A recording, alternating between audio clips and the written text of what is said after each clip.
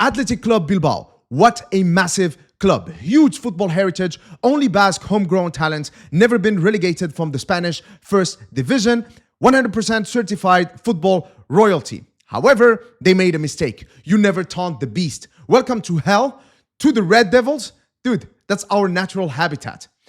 Athletic Bilbao 0, Manchester United 3. What happened behind the scenes at Bilbao? Without any further ado, let's analyze. All right, so let's get started with this tactical analysis video. Now, generally speaking, when I analyze these games, not only do I look at the game itself, what actually happened during those 90 minutes on the pitch, but also I keep an eye on how we can improve the team, especially through transfers in the summer ahead of next season. And here I'm going to highlight some deficiencies that Manchester United has, especially in the build-up phase. There's been a lot of talk about the attacking midfield and striker positions, all of which we definitely need to reinforce, but central midfield should not be neglected. So here we have Ugarte, who has been quite involved in the first half in the build-up, but of course his effectiveness has been quite lacking. In fact, it took him some time, him and Dorgu, what I'm going to talk about in a minute, to actually get into the rhythm of the game, and that meant that it was really hard for us to actually build up anything from the back. And of course, the build-up phase is extremely important, because that's the phase where the team has the ball. Therefore, it shows you the kind of patterns and plans that they have to unlock the opposition and create goal-scoring chances. Here again, we have Ugarte, who comes in, makes himself available. Great stuff. However, as you can see, he's constricted here by this diamond of Athletic Bilbao players. And then his pass towards Dorgu, who also took him some time to actually get into the rhythm of the rhythm of the game in the first half, meant that we just ended up just turning over possession to Athletic Bilbao quite frequently. And of course, Ugarte was not the only one. I mean, here, as you can see, most of the options ahead of him are actually taken. These are quite risky passes. So it's not just an Ugarte problem. It's also the fact that we are not quite moving ahead of him, you know. And then by the time Lindelof gets the ball, he receives quite the same problem. However, his passes are a little bit, safer. He could just go back towards Maguire and we can recycle possession. What's the rush? It's 16th minute. Or go towards Garnacho right here and then Mazraoui. He doesn't do either. And then Nico Williams just wins the ball back. And then now we are in a very tough situation. And if it were not for this man, absolute legend, Casemiro, then we would have conceded, because, I mean, this was a great goal-scoring chance, but then he makes a last-minute clearance. So, obviously, we did have a lot of problems with the build-up phase, but there were also instances where we were able to bypass that press. However, as I'm going to show you now, a lot of it was not smooth, okay? Because, yes, we were able to get the ball out. However, we relied a lot on misplaced passes or errors from the opposition. For example, in this sequence, Casemiro, again, is going to be, a great asset for us. As you can see, the Athletic Bilbao, Valverde likes that 4-2-3-1, really aggressive system where you press really high. And it's been quite effective for them in the first 20 minutes. But then now, as Euro goes long, misplaced pass from the Athletic Club Bilbao defender, and then now we are able to capitalize, right? So as you can see, we didn't really create this, but we were able to capitalize on the Athletic Bilbao mistake, and then here Casemiro is able to launch Garnacho into space. Here is another example now with Mazraoui. Mazraoui, again, is going to make a mistake. It's intercepted. However, as we've been used to him this season, great world-class player. He amends for that mistake. He wins the ball back instantly, and then Casemiro can go long towards Bruno Fernandes. So as you can see, yes, we are able to get the ball out. And in fact, in this sequence, as you can see here, Bruno Fernandes, great leader, great vision. So he sees Garnacho right there. Also, one thing that needs to be highlighted is Højlund's hold-up play, which was probably the best hold-up play performance from Højlund in a Manchester United shirt. And so we were able to find ways out of the Athletic Bilbao press. But as you can see, almost always we rely on Athletic Bilbao actually making certain mistakes, and then we are able to sucker punch them. However, whenever they were well organized, it was really hard for us to have any meaningful build-up sequences. Now, we need to talk about why does Ruben Amorim really want us to build up patiently? Because the whole point of that is actually to invite pressure onto our back line. And then through incisive passing, we're able to find ourselves in these situations where you have the, tightly clustered forward players. This is why he doesn't like playing with wingers, but rather with attacking midfielders who play around a center forward, because then you can create certain plays like these, with a lot of interconnected passes, as it was the case in this sequence that has led to that Garnacho goal early in the game. That was, of course, chucked off, rightly so, for an offside. But it just kind of shows you where Ruben Amorim wants to get with this team. But of course, Ruben Amorim, one thing that I like about him is that he is able to adapt. And here we saw a great example of adaptation, tactical adaptation, because obviously Athletic Club Bilbao were quite effective with how they pressed us. And so around the 20th, 21st minute, we started actually having longer kicks. And that's not, playing like Stock City and just hopeful long balls. No, that's actually Ruben Amorim deciding to play to his players' strengths, okay? And to nullify the threat of the opposition. And that's just great.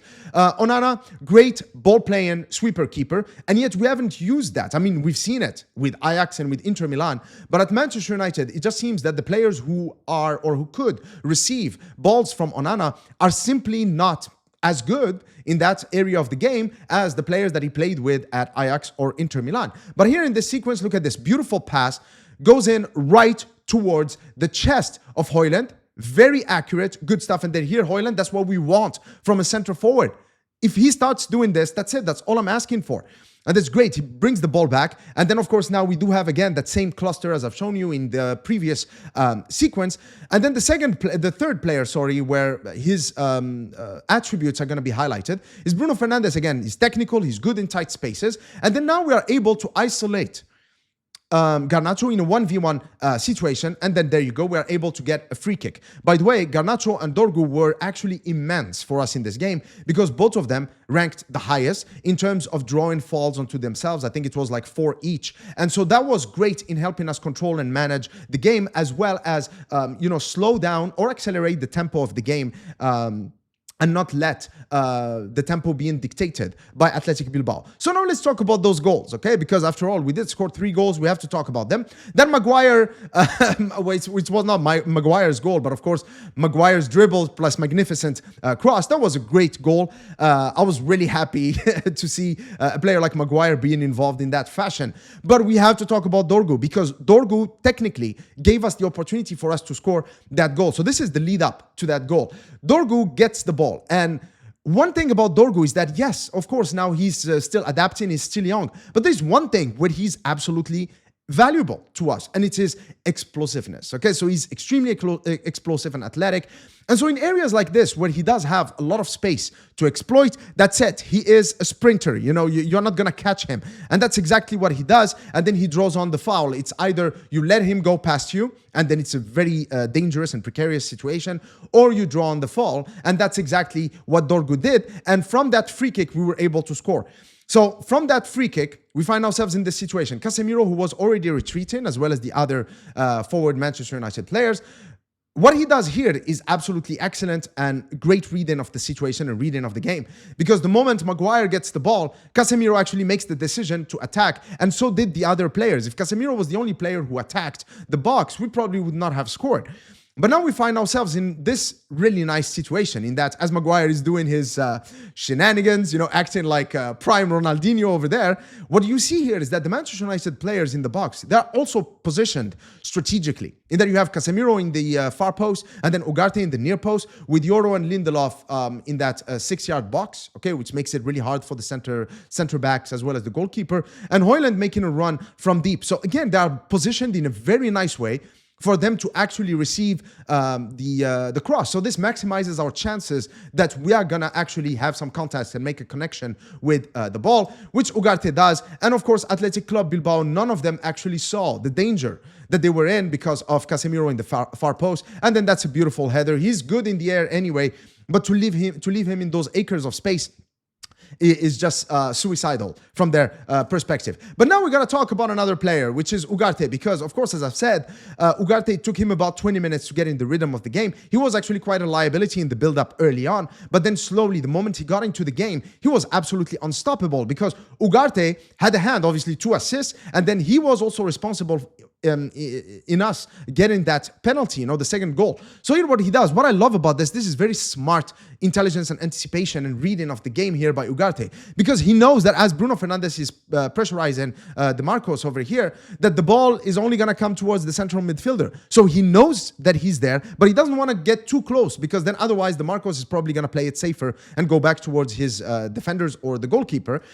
So that's just the right positioning, and then that's a beautiful tackle. Win it cleanly, extremely important. Don't give them fouls in those positions. And then, of course, Højlund's movement here also, that's definitely a penalty, and it's a red card as well. But again, Ugarte was the instigator, because without that interception, we would not be in the position to get that penalty. Now, of course, 2-0 up in the first half with Athletic Bilbao down. Now, remember how we had problems with the build-up. Now, actually, the moment Athletic Bilbao lost one man, that's it. The build-up phase became one of our strengths and one of our key weapons. So here, for example, as you can see, again, in that diamond shape with only Casemiro, Ugarte being given license to move forward, since, of course, we had one man extra. And here, as you can see, Garnacho, Ugarte, and Bruno Fernandes, they are close to each other. This is extremely important, okay? And that means they can link up much easier. But also, they are nested here in between these two banks of four that Athletic Club had. And of course, now Casemiro is going to make the most out of that, because now he can go and find them. I love how Ugarte is playing fast. Now, again, the fact that they are close to each other makes this kind of intricate play quite feasible. And then here, Ugarte, why did everybody turn into prime Ronaldinho in this game? Because that's a beautiful backheel pass, quick thinking from Ugarte into the path of Bruno Fernandes. And of course, Bruno was never going to miss that. That's just a beautiful smashing finish. Now, of course, tactically, nothing interesting happened in the second half, because the thing is that you never know when you're playing against a team that is one man down, whether anything positive tactically from your perspective is actually due to your tactical superiority, or is it just due to the fact that they have one man down? And I think that it was because Athletic Bilbao had one man down, so everything was difficult for them. So in the second half, we were pretty much in control. We were often in situations like these where, again, build up just with Casemiro and the three center backs. Bruno Fernandes making these moves into pockets of space, so did Mason Mount, and then we could easily progress the ball. But again, the main issue with this is that we had all of these chances where we could have absolutely, that's it, just crucified Athletic Bilbao and just killed the tie. And because with Manchester United, you never know. Even at 3-0, yeah, I mean, technically we're 95% through to the final, but you never know. You never know. We've seen it against Lyon. You know, maybe Athletic Bilbao are going to surprise us in Old Trafford. Who knows? Garnacho should have scored this, but especially this sequence right here. Again, this just shows the quick thinking of Bruno Fernandes, as well as the movement of Dorgu. You know, just a typical wing-back play right there. And then both Højlund and Garnacho are making the right move. But then the final ball by Dorgu was just lacking. And that's it. We should have scored this. We should have won this game by 5 or 6-0. And that's it. We would go to Old Trafford absolutely 100% confident that we would go through. But still, a very good and positive performance from Manchester United. All right, so overall, an extremely positive performance from Manchester United. 3-0 away from home. That's a very important result for us. We all know how important it is for us to win the Europa League this season. But of course, as I've said earlier in the video, it is clear that Manchester United currently needs a midfield orchestrator. You know, someone who is technical, who's got expansive passing range, and who's got that 360 degrees, you know, ability to scan what's around him. He can receive the ball in very tight positions. He's also technical in that he can dribble his way out of sticky situations. We currently don't have that player. I think Ugarte is extremely energetic, and as I've highlighted, of course, he can have a very high impact for Manchester United in midfield, but he needs a player alongside him who is more of a midfield controller. You know, a calming presence, someone like Michael Carrick, okay? Or, you know, modern version would be someone like Vitinha, for example. So, tomorrow's video, and I'm posting a video tomorrow, is going to be about one of those potential targets that we could be targeting this summer to provide that profile of player for Manchester United. So now you can also expect one video about a potential transfer target every 2 to 3 days. So please make sure that you hit that subscribe button and activate your notifications. I hope that you've enjoyed this tactical analysis video. Until next time, cheers.